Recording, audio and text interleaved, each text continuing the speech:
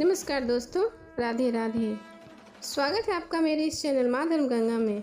आज हम माँ वैष्णो देवी के जन्म से जुड़ी कुछ पौराणिक कथा सुनेंगे। हिंदू महाकाव्य के अनुसार माँ वैष्णो देवी ने भारत के दक्षिण में रत्नाकर सागर के घर में जन्म लिया। उनके लौकिक माता पिता लंबे समय तक निसंतान थे।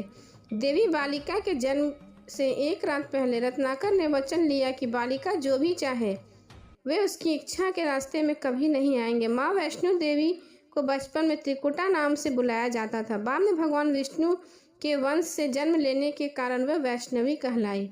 जब त्रिकुटा 9 साल की थी तब उन्होंने अपने पिता से समुद्र के किनारे तपस्या करने की अनुमति चाही।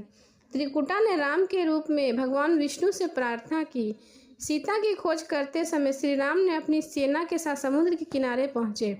उनकी दृष्टि गहरे ध्यान में लीन इस दिव्य बालिका पर पड़ी। त्रिकुटा ने श्री राम से कहा कि उसने उन्हें अपने पति के रूप में स्वीकार किया है। श्री राम ने उसे बताया कि उन्होंने इस अवतार में केवल सीता के प्रति निष्ठावान रहने का वचन लिया है, लेकिन भगवान ने उसे आश्वासन दिया कि कलयुग में वे कल्कि के रूप में प्रकट होंगे और उनसे विवाह करेंगे। इस बीच श्री राम ने त्रिकुटा के उत्तर भारत में स्थित मानिका पहाड़ियों की त्रिकुटा श्रृंखला में अवस्थित गुफा में ध्यान में लीन रहने के लिए कहा। रावण के विरुद्ध श्री राम ने विजय के लिए मां ने नवरात्र मनाने का निर्णय लिया। इसलिए उत्तर संधर के लोग नवरात्र में 9 दिनों तक अवधि में रामायण का पाठ करते हैं। श्री राम ने वचन दिया था कि समस्त संसार द्वारा माँ वैष्णो देवी की स्तुति गाई जाएगी। त्रिकुटा वैष्णो देवी के रूप में प्रसिद्ध होंगी और सदा के लिए अमर हो जाएंगी। प्रेम से बोलिए माता वैष्णो देवी की जय। माता वैष्णो देवी से जुड़ी एक अन्य कथा। माता वैष्णो देवी के बड़े भक्त जो लगभग 7 शताब्दी पहले रहते थे।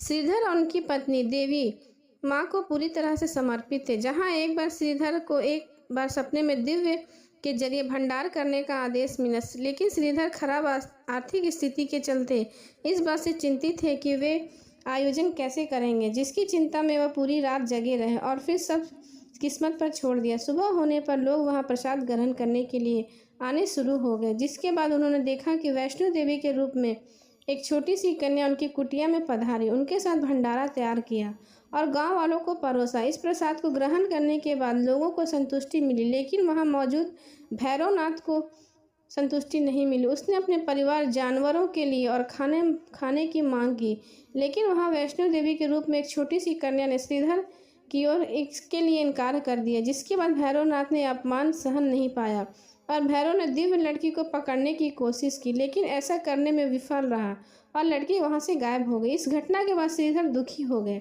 उन्होंने अपनी माँ के दर्शन करने की लालसा थी, जिसके बाद एक रात वैष्णो माता ने श्रीधर को अपने सपने में दर्शन दिया और उन्होंने त्रिकुटा पर्वत पर एक गुफा का रास्ता दिखाया, जिसमें उनका प्राचीन मंदिर है। श्रीधर ने बताई बातों के अनुसार पवित्र तीर्थ की खोज की और अपना जीवन उसी के सेवा में समर्पित कर दिया, जिसके बाद यह मंदिर दुनिया भर में माता वैष्णो देवी के नाम से जाना जाता है।